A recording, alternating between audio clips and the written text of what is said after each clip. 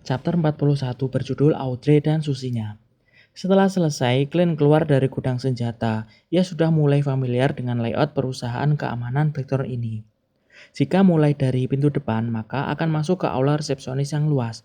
Terdapat kursi sofa lengkap dengan mejanya. Selain itu, ada juga meja resepsionis. Lalu di balik sekat di belakang meja resepsionis, terdapat bagian yang lebih dalam lagi, yaitu koridor. Di koridor itu, berderet 6 ruangan yang saling berhadapan di kanan dan di kiri koridor itu. Di kanan ada 3 ruangan dan di kiri ada 3 ruangan juga. Jika diurutkan mulai dari yang terdekat sampai yang terjauh, di sisi kiri koridor adalah ruang akuntan, yaitu ruangan Mrs. Oriana. Selanjutnya, di sebelahnya adalah ruang istirahat dengan beberapa tempat tidur dan sofa. Lalu, ruang kosong yang di dalamnya terdapat tangga rahasia menuju ke ruang bawah tanah. Di kanan koridor, dari yang terdekat sampai yang terjauh, ada kantor Kapten Dunsmith. Selanjutnya, di sebelahnya ada ruang staf sipil yang ada mesin ketik di dalamnya, dan ruang hiburan untuk anggota resmi tim Nighthawk. Sebelumnya, Clint pernah melihat Leonard Mitchell main kartu dengan kedua orang rekannya. Ray dapat tambahan 1 hari libur setelah shift malam, sementara Roseanne sedang berada di meja resepsionis. Cesare Francis sedang keluar seperti biasa. Clint masuk ke ruang staf sipil. Ketika meja yang ada di dalam ruangan itu kosong, Clint ke ruangan itu untuk mengetik surat permohonan dana untuk bergabung ke klub peramal, sekalian permohonan untuk mendapatkan pendulum arwah. Karena Clint sedang tidak buru-buru untuk bertemu dengan kapten, ia membaca material sejarah dari O'Neill dan belajar tentang mistisisme dulu yang telah diajarkan O'Neill sebelumnya. Setelah itu barulah Clint membawa surat permohonan itu ke Kapten Dunn di ruang sebelah. Dengan perlahan Clint mengetuk pintu ruangan Dunsmith. Dunn sedang menunggu makan siang diantar ke ruangannya. Saat ia melihat Clint memberinya surat permohonan, Dunn sedikit tersenyum lalu bertanya pada Clint, "Apa O'Neill yang mengajarimu hal ini?" Lalu tanpa ragu, Clint menjawab, "Iya." Dunn lalu menandatangani surat permohonan Clint tersebut. Kemudian ia berkata, "Aku sedang berencana mengajukan alokasi dana untuk bulan Juli, Agustus, dan September dari gereja dan Departemen Kepolisian. Akan kusertakan permohonanmu ini sekalian. Setelah disetujui, ambil uangnya ke Mrs. Oriana. Untuk pendulum arwah, kau bisa mengambilnya nanti sore." "Baiklah," Clint menjawab dengan mata penuh rasa senang. Sebelum meninggalkan ruangan Dunn, Clint bertanya, "Bukankah seharusnya budget untuk bulan Juli, Agustus, dan September diajukan pada bulan Juni? Sekarang kan sudah masuk bulan Juli." Dunn terdiam beberapa saat, lalu menyeruput kopinya. Kemudian ia berkata, "Nighthawk dapat 3 kasus di bulan Juni, jadi aku lupa." Clint berkata dalam hati, "Sudah kuduga, Kapten memang pelupa." Clint memiliki aktivitas tetap yang simpel di Nighthawk. Pertama, pagi-pagi sekali selama 30 menit, ia latihan cogitation. Setelah itu di pagi hari, 2 jam kelas mistisisme bersama O'Neill. 1,5 jam mempelajari dokumen sejarah. Setelah makan siang, ia tidur sebentar di ruang istirahat untuk memulihkan energinya. Setelah itu ia mengambil alokasi peluru hariannya dan berlatih menembak. Setelah latihan, ia berpatroli dengan rute dari kediaman Will sampai ke jalan Iron Cross Street. Jika ada waktu luang, ia akan berlatih spirit vision dan spirit dowsing. Di perjalanan, ia akan belanja kebutuhan rumah. Di tempat lain, di sebuah ruang laborat kimia pribadi, Audrey dengan tubuhnya yang tinggi serta rambutnya yang pirang, menatap ke sebuah cangkir di tangannya. Cairan berwarna silver itu mengendap dan berubah menjadi lengket. Audrey berkata, "Haha, aku memang berbakat dalam mistisisme. Aku berhasil dalam percobaan pertama. Padahal aku sudah mempersiapkan 2 bahan untuk potion itu karena khawatir akan gagal." Ia mengambil bahan dari brankas keluarganya atau menukarnya dengan bahan lain. Ia menarik nafas, menutup mata dan bersiap untuk meminum potion spektator itu. Tiba-tiba, suara gonggongan anjing terdengar dari luar laborat itu. Ia menyimpan cangkir berisi potion itu di pojokan yang agak gelap, lalu ia membuka pintu. Audrey memutar knob pintu dan bertanya pada seekor anjing golden retriever yang duduk di depan pintu itu. "Susi, ada siapa?" Ekornya bergoyang-goyang. Lalu aneh, pelayan pribadinya muncul dari koridor. Audrey keluar dari laborat itu lalu menutup pintu. Ia menatap Annie dan berkata padanya, "Bukankah sudah aku bilang, jangan ganggu aku saat aku sedang eksperimen?" Annie dengan agak kesal menjawab, Tapi ada undangan dari Duchess Della. Duchess adalah panggilan untuk istri dari Duke. Audrey menjawab, istri Duke Negan. Duke atau Adipati adalah gelar yang tingkatannya di bawah raja, lebih tinggi dari ayahnya Audrey yang seorang Earl atau Count alias gubernur kerajaan. Anne menjawab, benar. Beliau berhasil menyewa jasa dari pembuat roti kerajaan, Madame Vivi, dan berencana mengundang Anda dan Nyonya di penjamuan teh sore nanti. Audrey pura-pura lemah dan menolaknya, dengan alasan pusing dan mungkin karena dehidrasi. Anne lalu membujuk Audrey dan berkata, Nona, ini bukan hanya penjamuan teh biasa, namun juga pelajaran sastra. Audrey menjawab lagi, tapi hal itu tak akan mengobati kepalaku yang pusing. Audrey berkata dalam hati, kalau mereka tetap memaksaku, aku akan pura-pura pingsan biar mereka tahu. Guru etikaku bilang aktingku sangat sempurna. Mendengar itu, Annie tak membujuk Audrey lagi. Melihat Annie pergi, Audrey bergegas masuk ke laborat. Namun sebelum masuk, ia mendapati Susie yang sebelumnya di luar sudah tidak ada. Dan pintu laborat sudah setengah terbuka. Kemudian ia berkata, oh tidak, aku lupa kalau Susie bisa membuka pintu sendiri. Audrey masuk ke laborat dan mendapati cangkir berisi potion spektator yang ia buat sudah pecah di lantai. Dan Susie menjilati tetesan terakhir potion yang jatuh di lantai. Melihat itu, Audrey diam mematung setelah potion itu habis dijilati. Susie duduk diam menatap Audrey sambil menggoyang-goyangkan ekornya. Di tempat lain, di laut lepas, selepas pelabuhan Bridge, terdapat sebuah pulau yang selalu diselimuti oleh badai. Sebuah kapal kuno bersandar di pelabuhan yang berada di pulau itu. Seorang pria berambut pirang. Pada jubah yang ia kenakan terdapat lambang petir. Ia sedang memandang Alger Wilson yang berada di depannya. Ia bertanya dengan sedikit bingung. Alger, kau bisa saja kembali ke kerajaan dan menjadi kapten dari mandat Punisher atau uskup. Kenapa kau malah memilih berlayar di laut dan menjadi kapten kapal Blue Avenger? Bagi yang sudah lupa, mandat Punisher adalah agen rahasia dari gereja Dewa Lord of the Storm atau sang penguasa badai. Agen ini juga merupakan salah satu divisi di kepolisian. Jika gereja Evernet memiliki Nighthawk, maka gereja Dewa Lord of Storm atau sang penguasa badai mempunyai mandat Punisher. Oke, lanjut. Alger memasang ekspresi datar di wajah bertekstur kasarnya. Ia lalu menjawab, laut adalah milik dan kerajaan dari sang badai. Aku hanya ingin mematuhi kehendaknya untuk mengawasi kerajaan miliknya ini. Pria berambut pirang itu kemudian menjawab, baiklah, lalu meletakkan kepalan tangannya di dada dan berkata, semoga sang badai menyertaimu. Alger menjawab dengan salam yang sama. Ia berdiri di atas dek kapal dengan beberapa awak kapal dan melihat rekannya itu meninggalkan kapal dan berjalan menuju ke kejauhan. Alger lalu berkata dengan pelan, Sain, kau tak mengerti karena kau belum cukup tahu. Sementara itu Audrey Hall telah selesai membuat lagi potion spektator dengan panik. Melihat potionnya sama dengan yang telah ia buat sebelumnya, ia segera meminum potion itu. Hari Jumat, badai melanda kota Tingen. Di dalam perusahaan keamanan Blackthorn, Roseanne dan Brad duduk di sofa di aula resepsionis dan menikmati makan siang jatah dari kantor. Glenn juga ada di sana.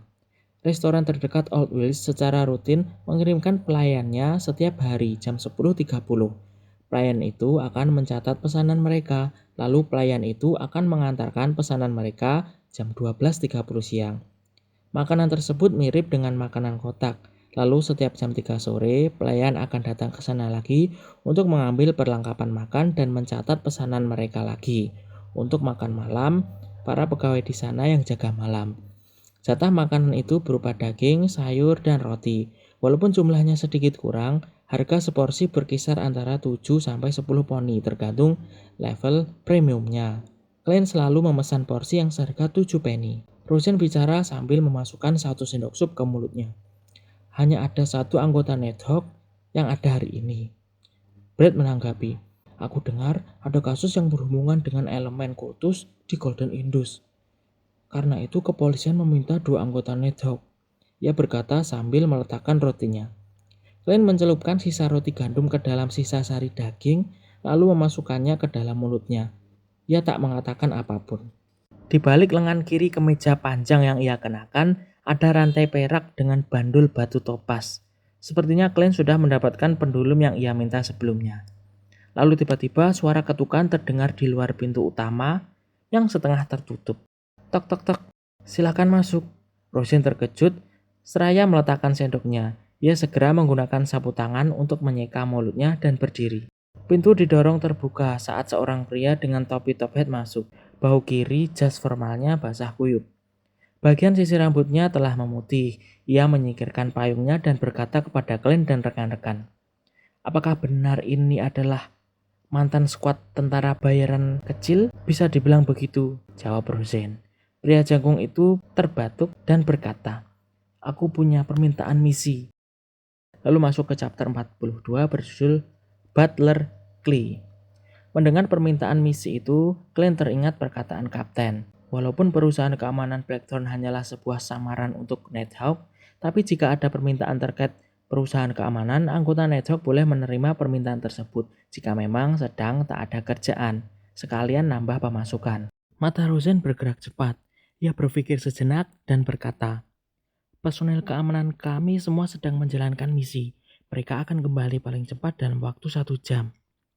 Jika masalah Anda tak mendesak, Anda dapat mempertimbangkan layanan kami. Di antara 6 anggota resmi Nighthawk, Kapten Dun Smith diundang ke katedral oleh uskup untuk suatu diskusi yang tak diketahui. Leonard Michel sedang menjaga gerbang Canis untuk menggantikannya. Corpse Collector Frey atau pengumpul mayat Frey dan Sleepless Royal Raiden sedang menuju ke Golden Indus Borough untuk membantu polisi dalam penyelidikan kasus perampokan dengan dugaan penyembahan aliran sesat. Sleepless Ken Lewitt sedang cuti, sementara Midnight Pot Sikatron pergi ke Raphael Cemetery atau pemakaman Raphael di pinggiran utara untuk patroli harian. Lalu 2 Beyonder yang tersisa. Old Neil, dia lemah dan terlalu tua. Ia sudah lama tidak menjalankan misi. Lalu satu lagi Glenn. Ia masih pemula dan benar-benar tidak kompeten dalam berbagai aspek. Mereka semua tidak bisa ya. Dengan satu tangan yang memegang payungnya, ekspresi pria jangkung itu berubah muram. Ia membungkuk sedikit dan berkata, maaf mengganggu. Selamat tinggal.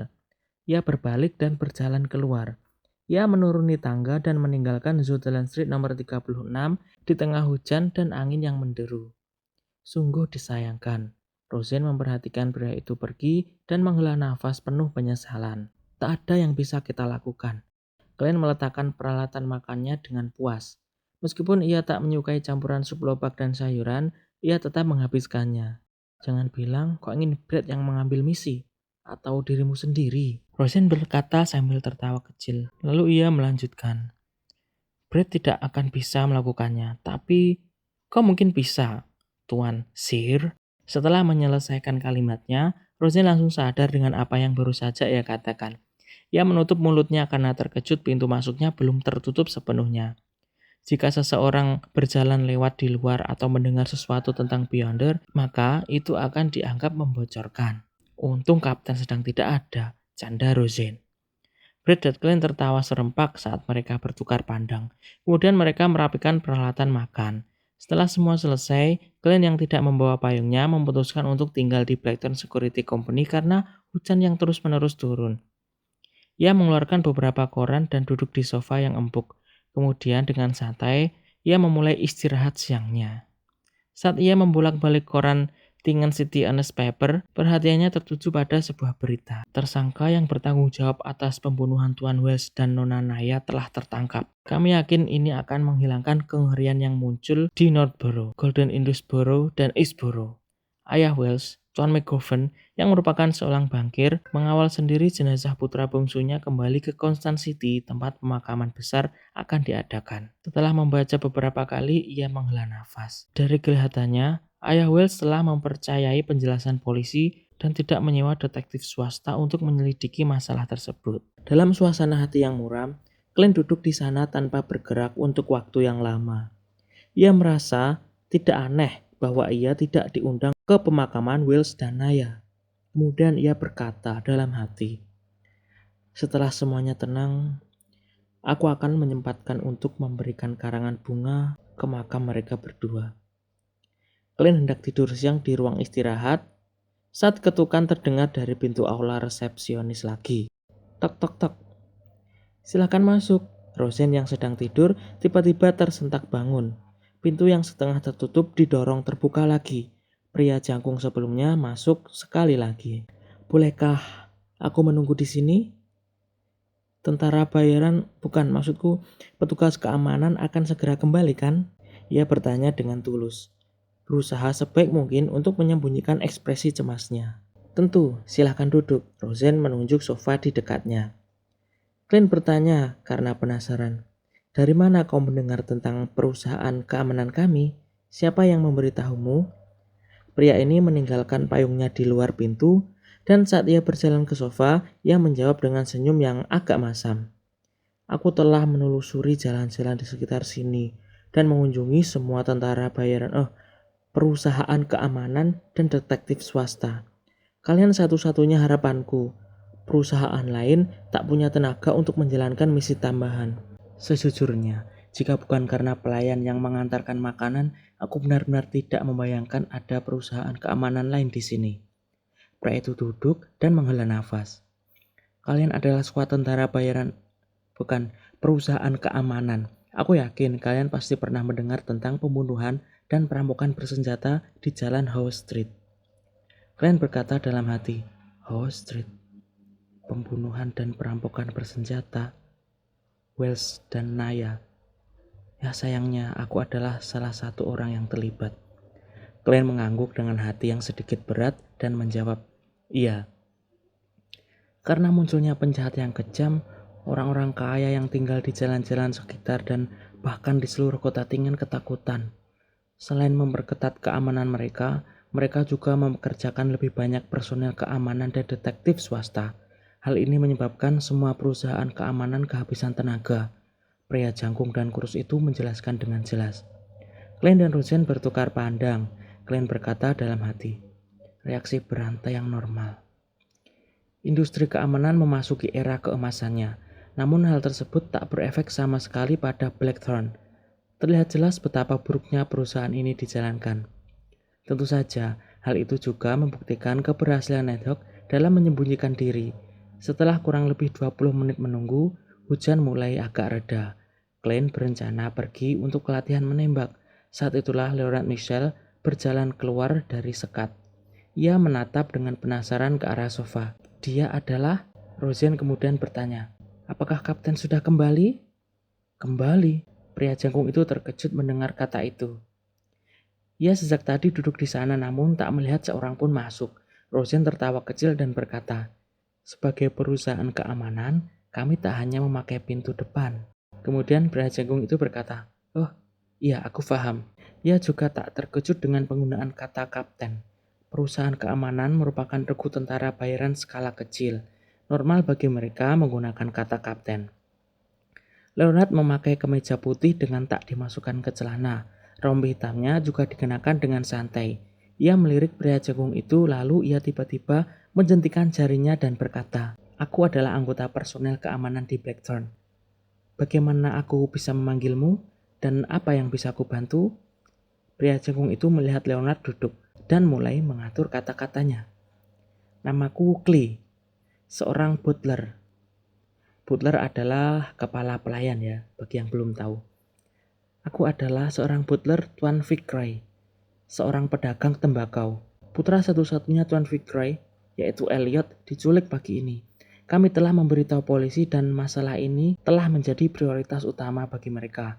Namun Tuan Fitzroy masih merasa tidak tenang. Dia ingin mencari melalui channel tentara bayaran maksudku personel keamanan, serta pemahamanmu tentang Tingen untuk menyelidiki kasus ini dari sudut yang berbeda dan memastikan bahwa Elliot diselamatkan dengan aman. Jika kau dapat menemukan tempat para penculik bersembunyi, Tuan Fitzroy akan bersedia membayarmu 100 pound.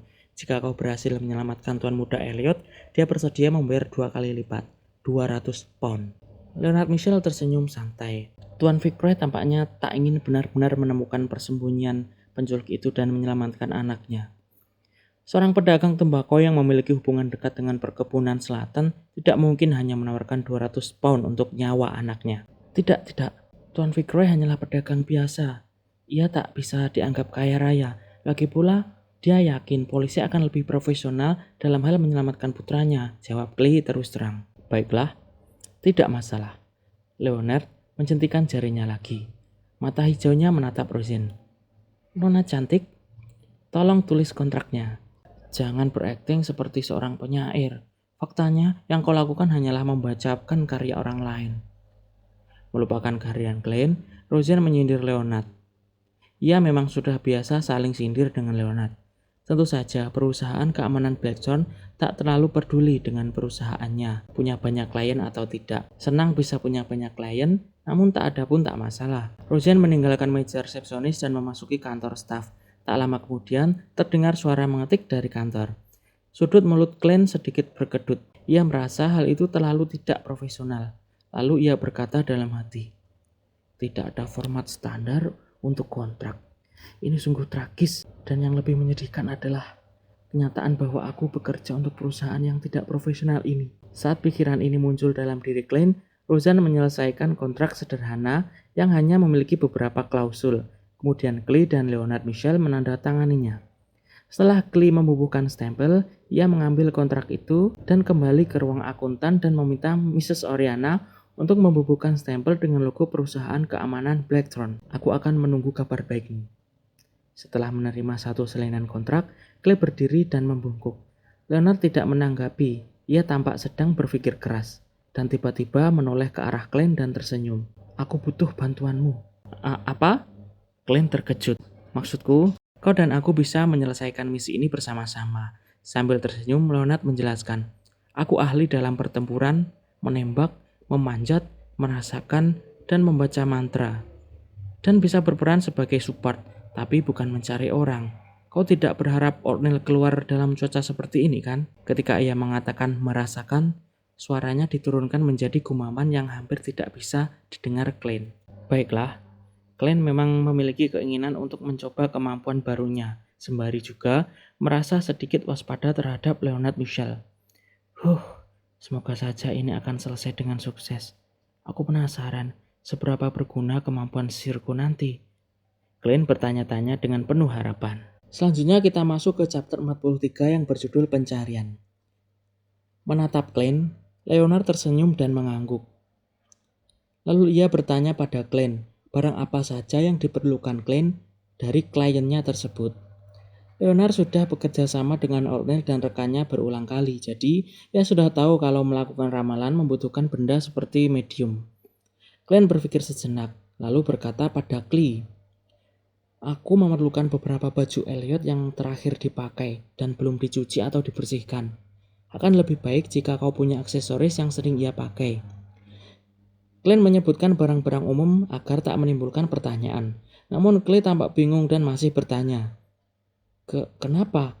Aku punya potret Tuan Muda Elliot. Glenn berkata dalam hati. Kenapa? Ya karena kami akan meramalkan lokasinya.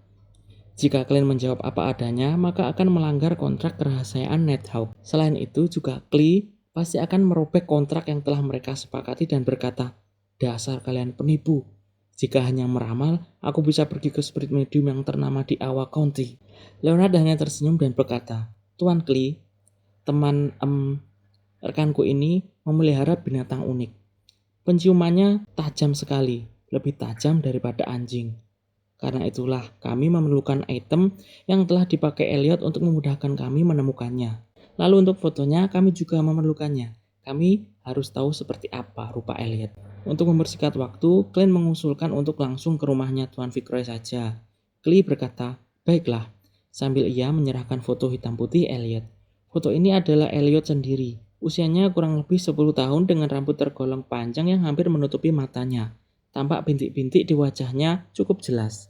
Mereka menaiki kereta kuda milik keluarga Fitzroy yang tergolong mewah. Tak lupa Glenn membawa topi top hat dan tongkatnya. Untuk menghindari kecurigaan penculik, mereka tak langsung turun di kediaman Tuan Fitzroy, melainkan berhenti di tepi jalan di dekat sana. Klee turun dan mengambil benda-benda yang sekiranya bisa membantu di kediaman Tuan Fitzroy dan meninggalkan Glenn serta Leonard dan pengemudi kereta kuda di dalam sana. Leonard berkata pada Glenn memecah keheningan. Kecurigaanku padamu sebelumnya bukanlah tanpa tujuan. Aku hanya mencoba memberitahumu kalau buku catatan itu akan muncul lagi. Mungkin segera. Glenn menjawab, itu bukanlah kecurigaan yang menyenangkan. Sambil bicara, Glenn menggunakan dagunya sebagai gestur untuk menunjuk ke pengemudi kereta kuda di luar jendela, menandakan Glenn tak mau membicarakan hal sensitif saat ada orang luar. Leonard melihat keluar jendela. Di luar tampak masih hujan gerimis. Setelah beberapa saat menunggu, Clay kembali, membawa tas berisi item. Karena ia berjalan dengan buru-buru, ujung celananya basah karena cipratan air, dan bagian depan bajunya sedikit basah. Glenn mengambilnya dan di dalamnya ada pakaian anak berupa jas kecil, dasi, kemeja, dan lain-lain. Lalu ada amulet storm atau artinya badai terbuat dari perunggu. Kemudian Clay menceritakan kejadian pagi tadi saat Elliot diculik, karena siapa tahu bisa membantu penyelidikan. Informasi yang penting bagi Glenn dan Leonard adalah pelakunya, yaitu 3 orang normal dan bersenjata. Setelah mendapatkan yang dibutuhkan, Glenn dan Leonard berpamitan dan menyewa kereta kuda pribadi yang beroda 2. Berbeda dengan kendaraan umum kereta kuda, kendaraan pribadi ini ada yang beroda 2 dan beroda 4. Besar tarifnya bisa berdasarkan jarak atau berdasarkan waktu tempuh. Jika berdasarkan jarak, biasanya adalah 4 penny per kilometer di dalam kota dan 8 penny di luar kota. Untuk tarif berdasarkan waktu adalah 2 soli per jam. Setelah 1 jam pertama, akan ada tarif tambahan sebesar 6 penny setiap 15 menit. Bagi Glenn, menyewa kereta kuda pribadi merupakan hal yang sangat mewah. Namun ia tak perlu khawatir, karena Leonard sudah memberi pengemudi kereta kuda itu uang 2 soli. Leonard berkata pada pengemudi itu, tarif berdasarkan waktu ya. Kemudian pengemudi itu bertanya, kemana tujuan kalian? Tunggu sebentar. Leonard menatap Glenn. Glenn sedikit mengangguk lalu mengeluarkan pakaian Elliot. Ia menggelar pakaian itu di lantai kereta kuda dan mengikatkan amulet storm di gagang tongkat Glenn. Glenn memegang tongkat hitam dengan ornamen peraknya itu lalu menggantungnya berdiri lurus vertikal di atas pakaian Elliot. Ia mengumpulkan bola-bola cahaya di pikirannya sampai pikirannya tenang. Mata coklatnya seketika berubah menjadi gelap. Bersamaan dengannya yang masuk ke mode setengah cogitation. Ia merasa arwahnya berubah menjadi cerah. Ia dengan samar melihat dunia arwah di mana-mana. Lalu dengan pelan ia berkata, lokasi Elliot. Setelah mengulanginya 7 kali, ia melepaskan gagang tongkat yang ia pegang. Namun tongkat itu tetap berdiri meskipun kereta kuda itu bergoyang-goyang. Emosi meluap-luap yang samar namun tak terlihat terasa di sekitar Glenn. Beberapa hari terakhir ini, Glenn sering merasa sensasi seperti ini dan rasanya seperti ada sepasang bola mata yang mengawasinya. Dengan agak takut ia melihat ke arah tongkatnya. Ia merapal lagi di dalam hati. Lokasi Elliot. Lokasi Elliot. Setelah selesai merapal, tongkat tersebut lalu jatuh. Jatuh lurus ke arah depan. Glenn lalu memegang tongkatnya dan berkata, lurus. Ini adalah salah satu kemampuan meramal yang ia dapatkan. Namanya adalah dowsing rod seeking. Atau bahasa Indonesianya adalah mencari dengan batang pendeteksi. Pilihan alat yang bisa digunakan haruslah terbuat dari kayu, logam, ataupun campuran antara keduanya. Dalam keadaan biasa, dowsing rod seeking ini memerlukan 2 tongkat dowsing rod. Dowsing rod adalah 2 logam yang berbentuk L. Cara menggunakannya adalah dengan memegang bagian batang pendeknya, lalu mengarahkan bagian batang yang panjang ke depan. Batang panjang itu akan mengarah ke arah benda yang dicari. Namun sebagai seorang sihir, Glenn menyadari bahwa melalui latihan, ia dapat mencari orang secara langsung menggunakan metode ini. Ia juga dapat menggunakan tongkatnya sebagai pengganti dowsing rod. Arah jatuhnya tongkat adalah arah di mana benda yang dicari berada. Lalu untuk buku catatan dari keluarga Antigonus itu, Glenn sama sekali tak mampu mengingatnya. Tanpa clue sedikit pun tak mungkin Glenn mampu menemukannya menggunakan cara ini. Lurus saja, kami akan memberitamu kapan waktu untuk belok, ucap Leonard memberi instruksi ke pengemudi kereta kuda. Pengemudi itu tak mengerti kenapa mesti begitu. Tapi uang dari Leonard di sakunya membuatnya diam. Sepanjang jalan Glenn menggunakan dowsing rod seeking untuk membenarkan arah kereta kuda. Setelah kereta kuda berputar-putar pada sebuah bangunan, ia akhirnya menyimpulkan kalau Elliot berada di dalam bangunan itu. Ini baru sekitar 30 menit setelah mereka berpamitan dengan Clay.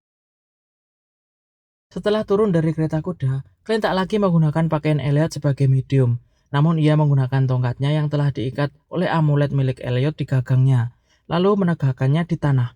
Matanya berubah menjadi gelap lagi. Tongkat itu jatuh mengarah ke depan. Glenn menunjuk ke arah tangga dan berkata, di sana. Terkadang aku benar-benar iri pada Oatmeal. Begitu pula, aku iri padamu sekarang. Melihat hal ini, Leona tersenyum sambil menghela nafas. Clint meliriknya sekilas dan menjawab dengan nada tenang. Ini tidak sulit. Jika kau mau belajar, kau pasti bisa menguasainya. Persepsimu pasti sangat tinggi kan? Bangunan itu hanya memiliki 3 lantai, mirip dengan blok unit di bumi. Pintu masuk ke setiap lantai terletak di sepanjang tangga. Hanya ada 2 unit di setiap lantai. Clint menggunakan dowsing rod shaking di lantai pertama dan kedua, tetapi tongkat itu tetap diam sambil menunjuk ke arah atas. Mereka berdua menghentikan langkah kaki mereka dan tiba di lantai 3.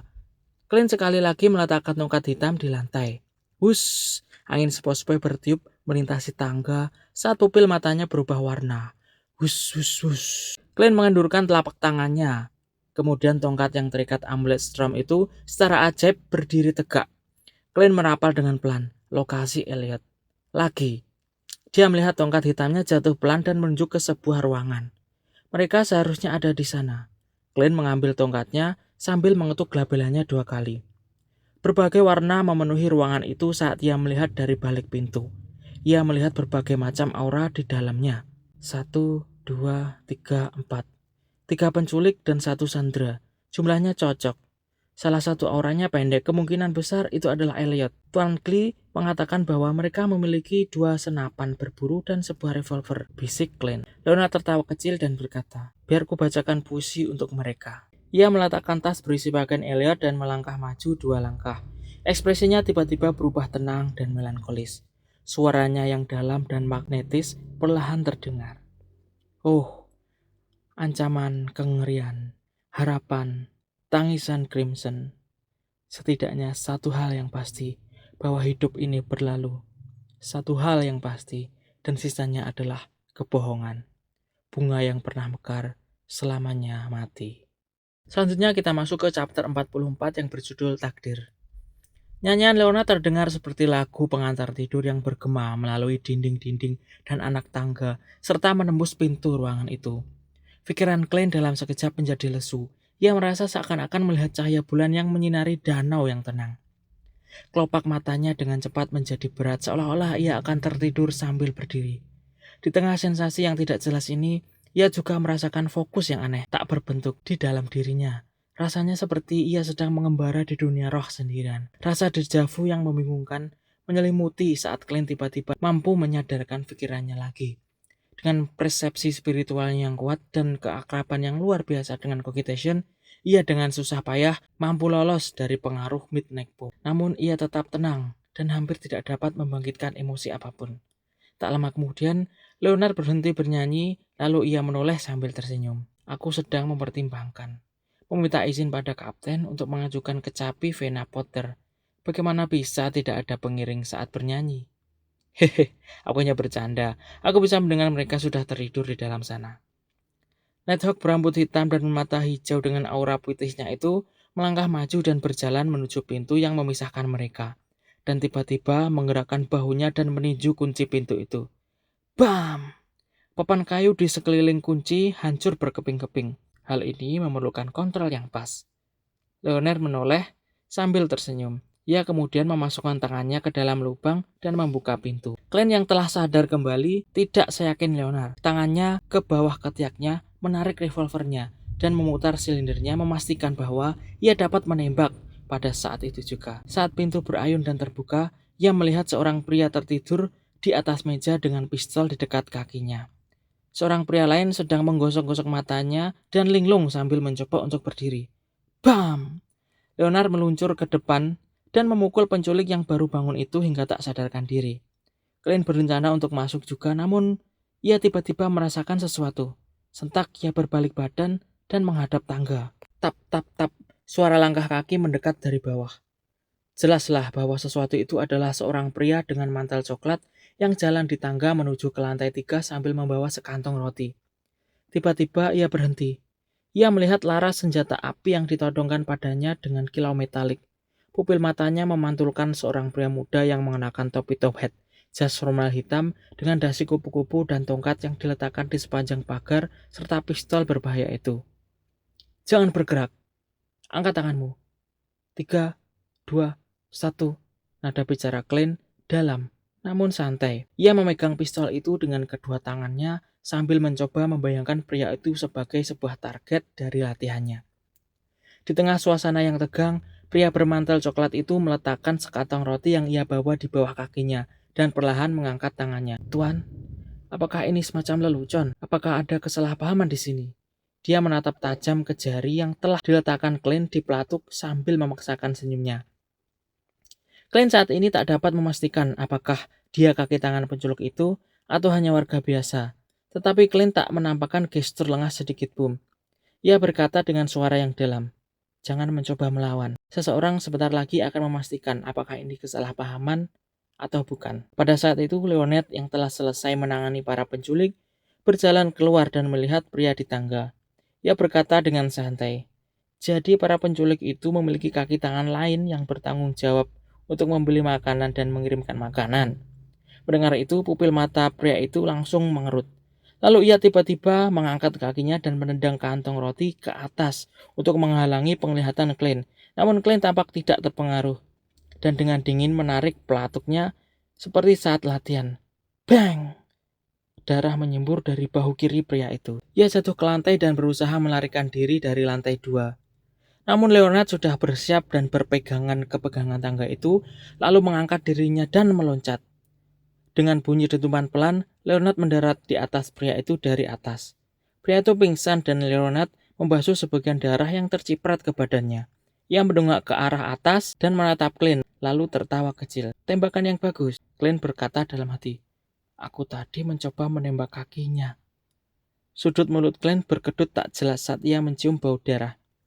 Ia mendapati bahwa meskipun tidak ada peningkatan pada indera penglihatan, pendengaran, ataupun peraba setelah mengkonsumsi potion seer, namun ia masih bisa melihat benda-benda yang terhalang sesuatu dan mendengar langkah kaki dengan samar, yang memungkinkannya untuk mengambil tindakan lebih awal. Mungkinkah ini termasuk dalam lingkup persepsi spiritual? Clint mengangguk sambil berpikir, lalu ia melihat Leonard menggeledah pria itu dan menemukan belati tajam. Kemudian menyeret pria itu ke dalam ruangan. Dengan pistol dan tongkat di tangan kanan dan kirinya, Clint memasuki ruangan para penculik itu. Mereka melihat Elliot Vickrey tersentak bangun karena suara tembakan dan berusaha menegakkan tubuhnya lalu duduk perlahan. Leonard telah mengikat ketiga penculik itu dengan tali yang mereka gunakan pada Elliot.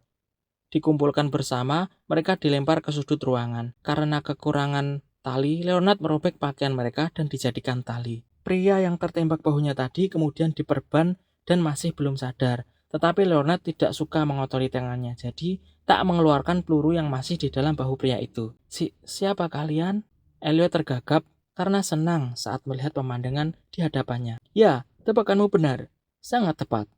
Leonard yang sedang berlutut menjawab dengan santai. Clint bergumam dalam hati, "Aku tak menyangka berandal ini punya selera humor." Clint menurunkan revolvernya dan berkata pada Elliot, "Kami adalah tentara bayaran yang disewa oleh ayahmu. Kau juga bisa memanggil kami sebagai personel keamanan." Benarkah? Apakah aku sudah diselamatkan?" kata Elliot gembira tanpa berani bergerak. Tampak jelas bahwa dia telah cukup menderita dalam beberapa jam menjadi korban penculikan. Ia tidak bersikap seperti anak seusianya. Leonard berdiri dan berkata kepada Clint, "Turunlah dan panggil beberapa polisi yang berpatroli. Suruh mereka memberitahu ayah anak ini. Aku tidak ingin keluar membawa seorang anak dan 4 orang penculik idiot." Clint yang penasaran apa yang akan terjadi setelah ini mengangguk. Ia menyimpan pistolnya, mengambil tongkatnya dan berjalan ke tangga. Saat ia menuruni tangga, ia merasa ada sesuatu yang terlupa. Setelah itu ia mendengar Leonard berkata kepada Elliot, "Jangan gugup. Kau akan segera bertemu ayah, ibu, dan kepala pelayanmu yang tua itu, Klee. Bagaimana kalau kita main Queen saja?" Catatan, Queen itu adalah salah satu permainan kartu yang diperkenalkan ke dunia ini oleh Russell Gustav. Clint menahan tawanya dan terus menuju ke jalan. Dengan bantuan pejalan kaki, ia menemukan 2 polisi yang sedang berpatroli. Ia tidak menggunakan lencana dan identitasnya sebagai anggota Departemen Operasi Khusus. Sebaliknya, ia menggunakan identitasnya sebagai perusahaan keamanan profesional dan menceritakan kejadian tersebut secara faktual. Sedangkan untuk dirinya yang memegang senjata, ia sama sekali tak khawatir. Ia telah menerima sertifikat penggunaan senjata serbaguna 2 hari yang lalu. Pengajuannya dipercepat melalui jalur orang dalam. Kedua polisi itu saling pandang, dan salah satu dari mereka pergi untuk mengumpulkan bala bantuan dan memberi tahu keluarga Vickrey polisi satunya mengikuti Klein ke ruangan penculik. Setelah menunggu lebih dari 40 menit, Leonard memberi isyarat kepada Klein. Sementara polisi itu tidak memperhatikan, Klein menyelinap keluar dari ruangan itu bersama Leonard. Percayalah, pergi ke kantor polisi adalah buang-buang waktu. Ayo kita pergi dulu. Anggota Needhau dengan sikap puitis itu menjelaskan dengan ekspresi santai. Karena Leonard sudah menjelaskan bahwa dia akan bertanggung jawab atas segala akibatnya, Klein tidak menjawab dan mengikutinya. Hampir 5 menit kemudian, beberapa kereta kuda bergegas menuju gedung tempat para penculik itu berada. Kepala pelayan tua, Klee, menuruni kereta kuda bersama majikannya yang bertubuh gempal, Fitzroy. Hingga saat ini, ia masih linglung. Ia tak percaya bahwa berita akan datang secepat itu. Rasanya seperti mimpi. Tiba-tiba Fitzroy mendengar bunyi klik yang tajam. Ia lalu berbalik. Sebuah kereta kuda beroda dua melaju lewat dengan jendelanya yang terbuka. Leonard yang berambut hitam dan bermata hijau itu menjentikan jarinya lagi. Setelah melewati kereta Fitzroy, Leonard menutup jendela, berbalik dan menatap Klein. Ia mengangkat tangan kanannya dan tersenyum. Senang bekerja sama denganmu. Klein bergumam dalam hati. Kurasa hubungan kita tak begitu baik. Klein menggelengkan kepalanya dengan sopan. Ia tidak menyangka kasus penculikan akan diselesaikan secepat itu. Yang bisa ia lakukan hanyalah mengagumi kemampuan Beyonder. Meskipun ia hanya Beyonder sekuen 9 yang masih amatir, ia mampu melakukan banyak hal yang tidak terbayangkan. Ini adalah gerakan perayaan perdamaian dari bangsawan setelah pertarungan. Jelas Leonard sambil tersenyum. Aku tahu. Klein punya banyak teman sekelas bangsawan di universitas. Ia melihat keluar jendela dan berkata sambil mengerutkan kening. Bukankah sebaiknya kita konfirmasi dulu dengan Tuan Klee? Kalau dia percaya polisilah yang menyelamatkan Elliot, komisi kita akan dipotong setengah. Totalnya 100 pound. Tak diragukan lagi bahwa merekalah yang memberikan lokasi penculikan itu dari pertemuan mereka sebelumnya. Jangan pedulikan itu. Bagi kita, uang tidak sepenting itu, kata Leonard sambil mengangkat bahu.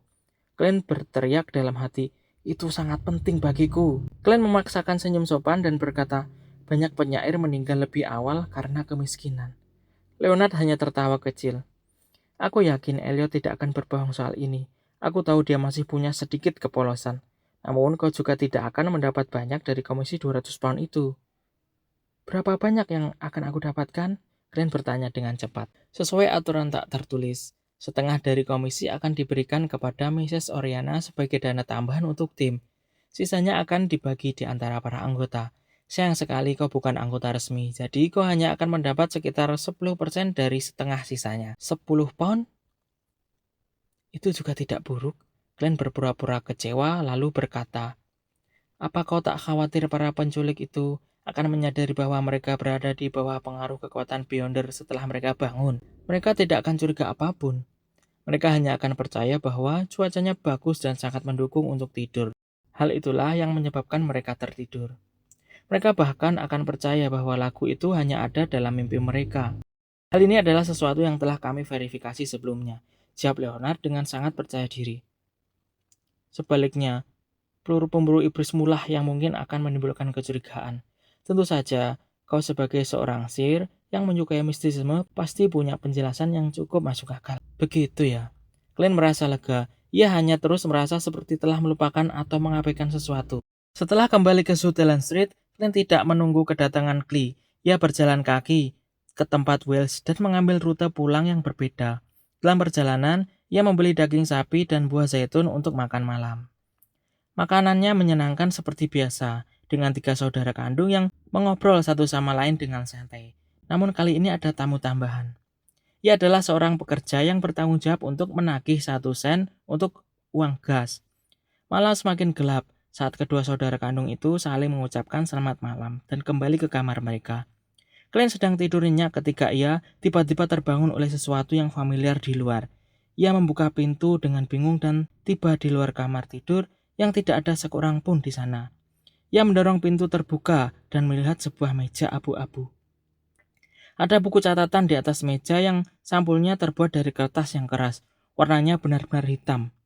Perasaan deja vu yang membingungkan muncul dalam dirinya. Lalu ia berjalan mendekat dan membuka buku catatan itu. Halaman yang terbuka berisi sebuah gambar. Gambar seorang yang mengenakan pakaian indah dan hiasan di kepalanya yang indah. The Fool. Di bawah gambar The Fool terdapat kalimat dalam bahasa Hermes. Semua orang akan mati, termasuk aku. Rasa ngeri mencengkeram hati Glenn saat ini. Saat ia tiba-tiba menyadari bahwa sudut bibir The Fool melengkung ke atas. Ia terduduk dengan kaget dan melihat cahaya bulan merah tua menembus gordennya. Ia melihat rak buku dan mejanya serta siluet kamar tidurnya sendiri. Ia menyadari bahwa ia baru saja mengalami mimpi buruk. Sebagai seorang sihir, ia tahu apa yang biasanya digambarkan oleh mimpi. Oleh karena itu, ia mulai mencari-cari dalam ingatannya dengan seksama. Glenn terpaku saat melakukannya, karena ia tahu apa yang telah ia lewatkan hari ini. Saat ia tenggelam dalam nyanyian Leonard, ia merasakan fokus yang sulit dijelaskan. Perasaan sedang diamati terasa berbeda dari cogitation biasanya ataupun pengalaman yang biasa ia alami dari menggunakan spirit vision. Itu membuatnya merasa seperti deja vu. Menurut Kapten Dunn, begitu perasaan deja vu muncul dalam dirinya, itu mungkin berarti Glenn tiba-tiba duduk tegak dan mengkonfirmasi perasaan itu. Ya, itu buku catatan. Buku catatan keluarga Antigonus.